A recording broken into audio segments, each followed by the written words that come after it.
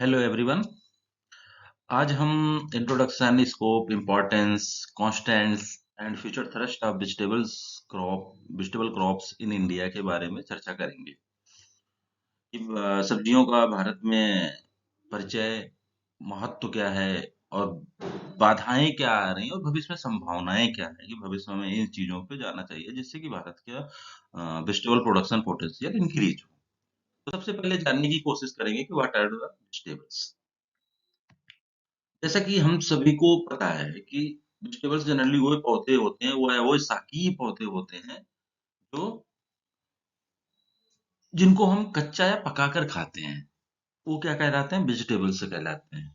ऐसे पौधे जिनको हम वेजिटेबल पर्पज के लिए ग्रो करते हैं या कच्चे या पक्के फॉर्म के लिए ग्रो करते हैं, जिनको हम खाने के दौरान कच्चे या पक्के फॉर्म में खाते हैं, जनरली वेजिटेबल्स कहलाते हैं। या सिंपल सा इसका डिफिनेशन है, vegetables defined as those herbaceous plants of which some portion is eaten either cooked or raw during the principal part of our meal, and it is also the important segment of our agriculture system। मतलब वो सभी शाकी पौधे जिनको हम कच्चा या पका कर खाते हैं वेजिटेबल्स कहलाते हैं। सेकंड वन है, उसके बाद हम चर्चा करेंगे कि what is the difference between fruit and vegetable. Generally बहुत बेसिक सा है, लगभग सबको पता होता है, लेकिन जब पूछ लिया जाता है तो बच्चे बता नहीं पाते हैं जनरली फ्रूट और वेजिटेबल में डिफरेंस है क्या है। तो जो मोस्टली वेजिटेबल्स होते हैं वो एनुअल इन नेचर होते हैं, आपने देखा होगा। एनुअल वो भी सीजनल होते हैं, और जबकि फ्रूट्स होते हैं वो क्या होते हैं? पेरेनियल इन नेचर होते हैं। वेजिटेबल्स जो होते हैं मोस्टली वो सेक्सुअली प्रोपेगेटेड होते हैं, मोस्टली। कुछ कुकुरबिटेस जैसे पॉइंटेड गार्ड और स्वीट पोटैटो इन सब को छोड़ के लगभग वेजिटेबल्स जो होते हैं सेक्सुअली प्रोपेगेटेड होते हैं। वहीं पर फ्रूट पे मोस्टली फ्रूट जो होते हैं एसेक्सुअली प्रोपेगेटेड। इसका कल्टीवेशन सीजनल होता है। वेजिटेबल का special technique like training and pruning की जरूरत नहीं पड़ती है। केवल जब हम ग्रीन हाउस में टोमेटो, कुकुम्बर या तो कुछ कैप्सिकम उगाते हैं तो वहां पर हमें ट्रेनिंग की जरूरत और प्रूनिंग की जरूरत पड़ती है। बाकी ओपन फील्ड में वेजिटेबल के केस में कोई ट्रेनिंग की जरूरत हमें नहीं पड़ती है, जबकि फ्रूट के केस में आपको रेगुलरली ट्रेनिंग और प्रूनिंग करनी ही पड़ेगी, तभी आपका उत्पादन क्षमता ज्यादा होगी। चौथा डिफरेंस, वेजिटेबल्स जनरली क्या होते हैं? सकुलेंट इन नेचर होते हैं, सकुलेंसी पाई जाती है, बहुत ज्यादा वाटर कंटेंट होता है, पौधे उनके मुलायम होते हैं, मतलब कह सकते हैं नॉन वुडी इन नेचर होते हैं। जबकि फ्रूट प्लांट क्या होते हैं? वुडी इन नेचर होते हैं, उनमें लकड़ी मतलब मजबूत पौधे होते हैं। Different plant parts are, vegetable के केस में हम जड़ भी खा सकते हैं, पत्ते भी खा सकते हैं, फूल भी खा सकते हैं, फल भी खा सकते हैं, मतलब all plant parts are different. जबकि यहाँ पर क्या होता है? फ्रूट्स में केवल फ्रूट को हम खाते हैं। और उसके बाद सातवां जो हमारा डिफरेंस है, जो वेजिटेबल्स होता है वो मोस्टली एल्कलाइन इन नेचर होता है, एक्सेप्ट टोमेटो, एंड एक सब्जी होती है रूबार्ब। टमाटर और रूबार्ब को छोड़कर सारी वेजिटेबल्स जो होती हैं एल्कली इन नेचर का होते हैं, जबकि जो फ्रूट है वो एसिडिक इन नेचर का होता है। तो यहाँ पर जो मेन डिफरेंस है, पहला, vegetables are generally annual in nature, वहीं पर फ्रूट पेरेनियल हो जाएगा। Vegetables are generally sexually propagated, वहीं पर फ्रूट एसेक्सुअली प्रोपेगेटेड होगा। वेजिटेबल्स आर जनरली सीजनल या non no requirement of special techniques, और ये एल्कलाइन इन नेचर के होते हैं, जबकि फ्रूट आपका क्या होता है? एसिडिक इन नेचर का होता है। यही कुछ डिफरेंस है, बहुत बेसिक छोटे छोटे डिफरेंस है, और इसके अपवाद भी हैं, ऐसा नहीं है। क्योंकि स्ट्रॉबेरी क्या है? एनुअल है, स्ट्रॉबेरी नॉन वुडी है, लेकिन उसके बावजूद वो फ्रूट की कैटेगरी में आता है।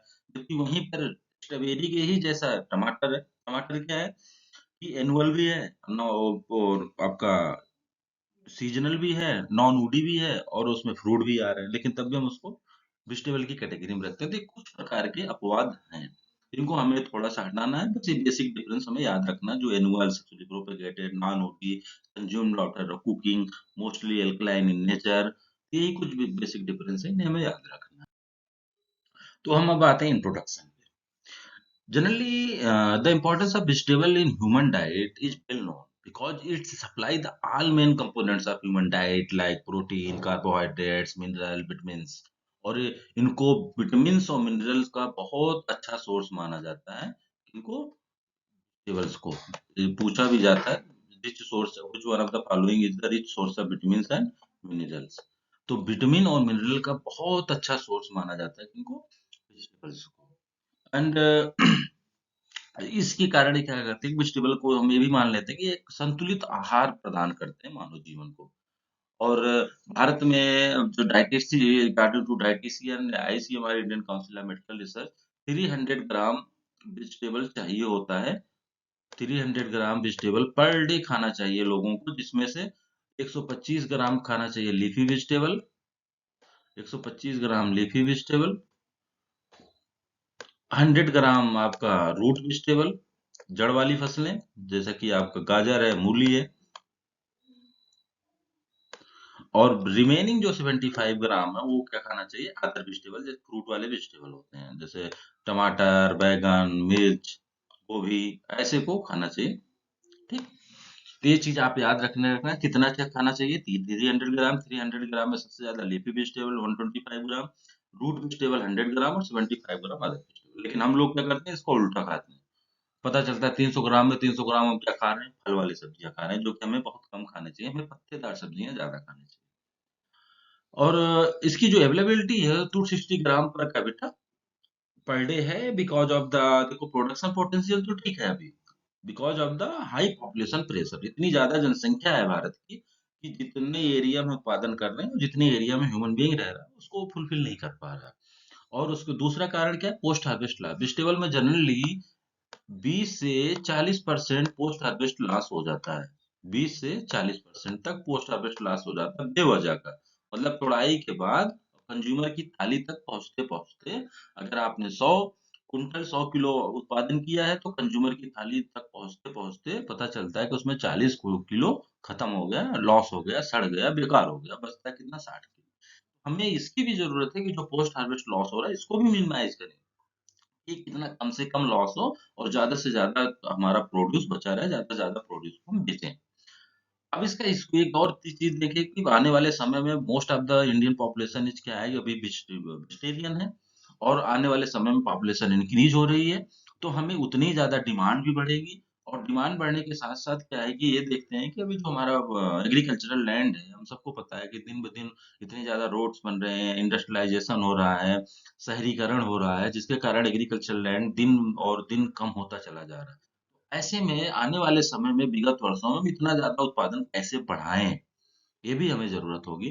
और लास्ट में एल्कलीन इन नेचर के कारण होता है कि वेजिटेबल जो होती है एल्कलीन नेचर होते हैं, इसलिए जब कभी भी हम नॉन वेजिटेरियन फूड खाते हैं, तो उस समय रिकमेंड किया जाता है कि non vegetarian food highly acidic in nature के होते हैं, इसलिए रिकमेंड किया जाता है कि आप सलाद या वेजिटेबल भी उनके साथ खाइए, जिससे कि उसकी एसिडिटी को बैलेंस कर दें। एल्कलाइन इन नेचर का ये भी फायदा होता है।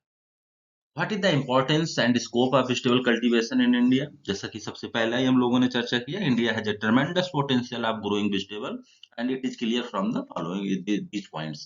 Availability of the vegetable is less, this is a 200 gram per capita per day, and then the requirement क्या है, 300 ग्राम।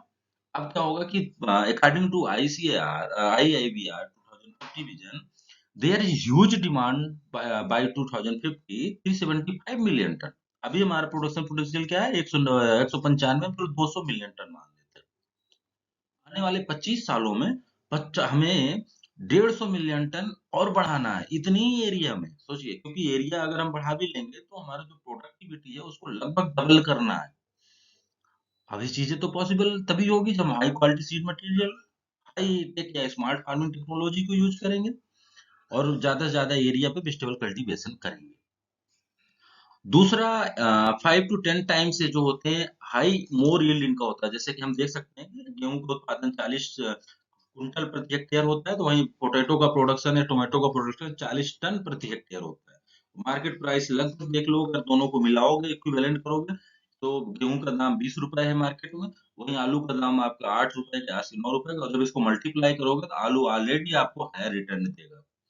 शॉर्ट ड्यूरेशन क्रॉप होने की वजह से cropping diversification, cropping system, crop rotation, सभी में ये फिट आ जाता है, multiple cropping, inter cropping, mixed cropping, सभी में। और वेजिटेबल जनरली शॉर्ट ड्यूरेशन होती हैं, टेम्परेट, भारत में विविधता भरा देश है, पहाड़ों पर ठंड होती है, उत्तर प्रदेश में सब ट्रॉपिकल क्लाइमेटिक कंडीशन, साउथ में ट्रॉपिकल क्लाइमेटिक कंडीशन है, तो पूरे भारतवर्ष में हमेशा सब्जियां ग्रो होती रहती हैं। वही शॉर्ट ड्यूरेशन इन नेचर होने के कारण suited for the different cropping system, labour intensive होता है, वेजिटेबल जनरली क्या होती है, शॉर्ट ड्यूरेशन इन नेचर होता है, और लेबर इंटेंसिव होता है। आपने आलू में देखिए, आलू की जब हम प्लांटिंग करते हैं तब हमें बहुत ज़्यादा लेबर की ज़रूरत पड़ती है, जब हार्वेस्टिंग करते हैं तब भी बहुत ज़्यादा लेबर की ज़रूरत पड़ती है। तो ये एक लेबर इंटेंसिव ये प्रोग्राम है।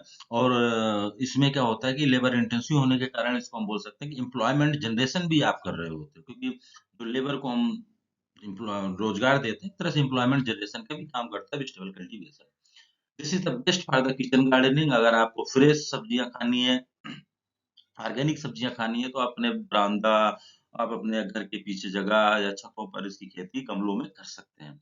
This is the important component of national economy. जैसा कि हमें पता है, जनरली नेशनल इकोनॉमी में 15% 16% आपका एग्रीकल्चर जीडीपी शेयर करता है। उस एग्रीकल्चर में 20 से 21% तक आपको वेजिटेबल शेयर करता है एग्रीकल्चर जीडीपी में।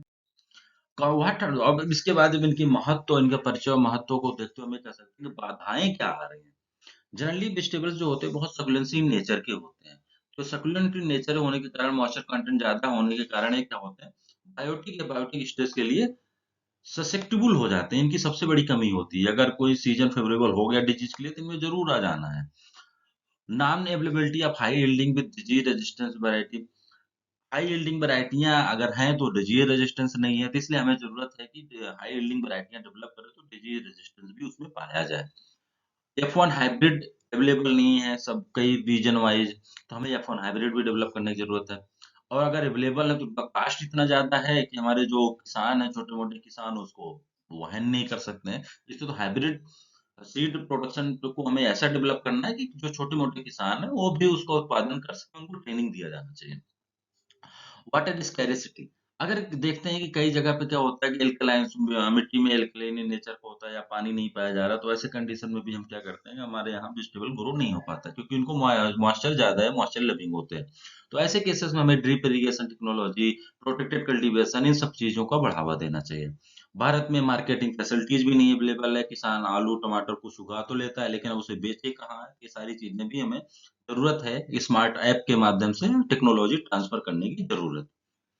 Lack of transfer of technology, वही जो बात कर रहे हैं कि हमें टेक्नोलॉजी ट्रांसफर की जरूरत है कि किसान को सारी चीजें पता हो जाए आज बैठे बैठे अपने घर में, कि हम कौन सा बीज लगाएं, किस कौन सी क्रॉप लगाएं, उसकी कौन सी वैरायटी लगाएं, और कौन सा प्रैक्टिस हम फॉलो करें, और उस प्रोडक्ट को हम कहाँ पर बेचेंगे जिससे उससे ज्यादा इनकम प्राप्त हो।